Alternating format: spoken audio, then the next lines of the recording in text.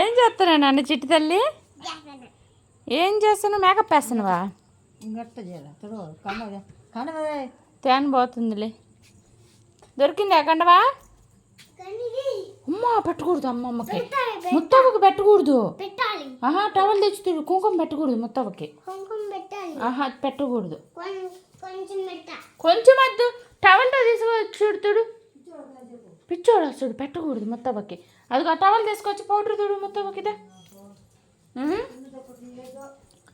ఏ తుడు, బ్యూటిఫుల్గా తుడవాలి.